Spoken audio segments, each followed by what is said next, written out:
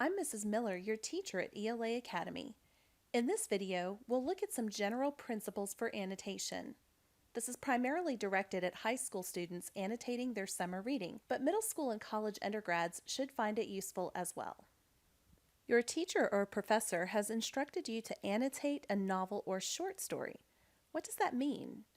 Notice that part of the word note is in this word.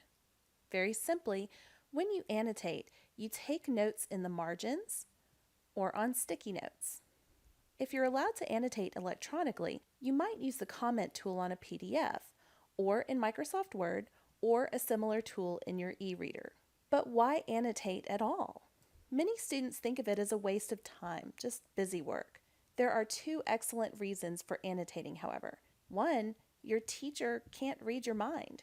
Your annotations help show that you've done the reading and reveal some of your thought process and understanding, much better than a multiple choice test or even an essay.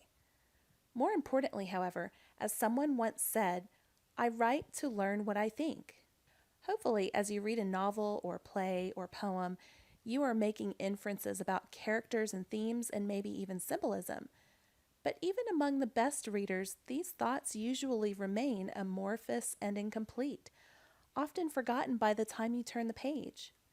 Annotation, when done well, can help you take a snapshot of those thoughts before they melt away, and then develop them into something more structured and robust. Let me point out first that the following suggestions come from my preferences as a teacher. If your teacher has provided different instructions, please follow them carefully. So let's look at some things I think you should and should not do when annotating. I'll use the novel The Secret Life of Bees for most of the examples. First, don't simply circle, underline, highlight, or draw stars. I don't tell my students not to do these things, but without actual written explanations, they are not helpful. As a teacher, I always suspect that the student might have made those markings at random without reading at all. Go ahead and underline if you wish, but explain why you thought it was important. Next, limit personal connections to the text. While these can sometimes be of profound importance to you, the reader, they usually do not add to your understanding of the text. One of my students wrote nothing but personal comments throughout of Mice and Men. This reminds me of how my uncle sat in his recliner every night, or this reminds me of the hat my dad used to wear, from beginning to end. However, if you can make a meaningful connection that helps you better to understand the book, that would be good.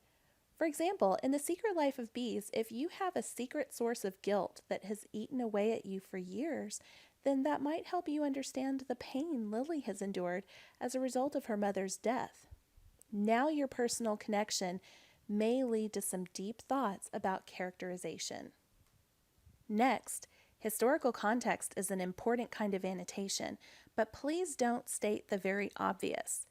The Secret Life of Bees is set in the American South during the 1960s.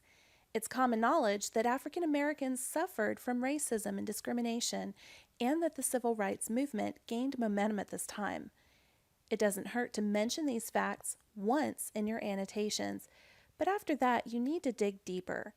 Please don't write the equivalent of, "This shows that there was racism" 150 times in the margins. We know. But how does that racism affect Rosaline? What different effects does it have on August, May, and June? How does Lily deal with being a white girl struggling against her own prejudices? Go beyond the obvious. Next, asking questions is also important, but don't ask random questions with no follow-through. When Lily alludes to Henry David Thoreau, for example, don't simply write, "I wonder who Thoreau is." Instead, work to find the answer and figure out how it is meaningful in the text. If you research Thoreau, you will find out that he was a transcendentalist who explored the meaning of life by having experiences in nature. Check out his famous book, Walden. But why would Lily like Thoreau so much? Look at her own experiences in nature. She hides her most prized possessions in the orchard and goes there when she's upset, usually because of T. Ray. She seems to have an epiphany when she's swimming with Rosaline. She learns life lessons by observing and learning about bees. And oh, what a great opportunity to think about the novel's title. So don't just ask who's Thoreau, dig deeper. The same goes for writing your personal reactions. Don't just write, "Oh, wow, I can't believe she did that," or "I agree with what Rosaline said." This doesn't mean that your reactions aren't valuable. Good literature should make you feel something, but treat the feeling as a starting point. Why do you feel that way? Let's take the scene in chapter 1 in which T. Ray makes Lily kneel on grits as a punishment. Your reaction might be, "That's sadistic." Now go further.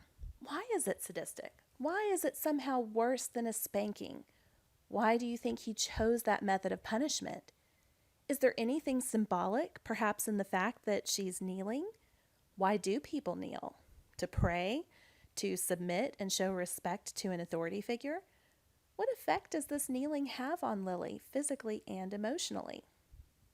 Next, don't simply identify a literary device without explaining it. I've had many students turn in novels in which the only annotations were simile, metaphor, simile, personification, personification, foreshadowing, simile. Identification is only a start. Now you must analyze. When Lily observes, for example, that a particular field of flowers smells like manure, one of my students wrote irony. To explain, you might say, "It's ironic that something we expect to smell good actually smells bad," and then connect that to something in the book. You could connect that to the way Lily idealized her mother, that's the flowers, and later found out some distressing, ugly things about her, that's the manure. Alternatively, you could talk about how something seemingly unpleasant, manure, can help to produce something beautiful. Perhaps connect that to Lily's grief and despair, the manure, leading her to find a loving home with the Calendar sisters, the flowers. Next, avoid one-word adjectives for characterization. For example, when you see the way August handles May's meltdowns, don't just say, "August is patient" or "August is caring." Instead, what other inferences can you make about both characters? The way they interact suggests that May has meltdowns like this frequently. That might lead you to explore why she has these meltdowns. You might also speculate that since August is the oldest sister, she seems to have taken the place of a mother. And like the Mother Mary that they worship, she's patient and nurturing. Connections between parts of the text are important, but don't just point them out.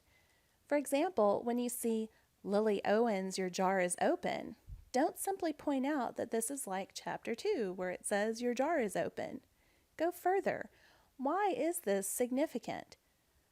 Well, in chapter 1, Lily captures some bees in a jar so that she can prove their existence to T. Ray. Later, she feels guilty for trapping them and opens the jar to set them free. For some reason, though, the bees don't fly away. They just continue crawling on the floor of the jar. The repetition of "your jar is open," especially "Lily Owens, your jar is open," draws a clear analogy between Lily and the bees. Like them, she struggles to recognize that escape from her prison is available. She keeps herself in prison. So even though a way out may open for her, it's her responsibility to take action and actually escape. Nobody will turn the jar upside down and shoo her out. Authors' use of language, otherwise known as diction and syntax, are complex enough to warrant a separate video. However, you might look, for example, at differences in the way certain characters speak and draw conclusions about them. Why does Lily use profanity? Consider her age, the way she was raised, and the situation she's in when she uses this language. You might also look at sentence lengths. Does the author suddenly start writing lots of short sentences in a row? Is there a ridiculously long sentence that stands out to you? See if this change in syntax indicates something the author wishes to emphasize. And finally, let me caution you against the most commonly abused annotation of all, plot. I can't tell you how many students simply restate things that happen in the book, summarizing as they go. This can certainly be a helpful way for you to keep track of important things that happen, but simple summary is not a rigorous way to annotate. If you want to do it, I suggest writing it on a single large sticky note and put that sticky note at the end of the chapter. That will leave room for more meaningful annotations. But there are some interesting deep things to say about the plot. Analyze conflicts between characters, like Rosaline's confrontation with people who didn't want her to vote. This gives you an opportunity to explore the bravery of people standing against injustice, as well as the terrible price they sometimes pay for doing what's right. You should also look for obstacles and complications. Look for parts of the hero's journey. Identify parts of the plot, like the inciting moment and climax, and think about what they mean for the characters and the story's message or theme. So, we've talked about a number of types of annotations you can use: personal connections to the text, going beyond the obvious, asking questions, expressing personal reactions, analyzing literary devices, characterization, connections within the text, the author's use of language, and plot. There are certainly many more ways you can annotate, but I hope that these will get you started and give you the basic philosophy. Go beyond the obvious. Dig deeper. Ask why. That's all for Annotation 101. Watch for other videos demonstrating how to annotate other commonly assigned texts. Don't forget to subscribe to this channel and follow me on Facebook, Twitter, and Pinterest. Also, watch for other helpful materials on my website, elaacademy.us. This is ELA Academy.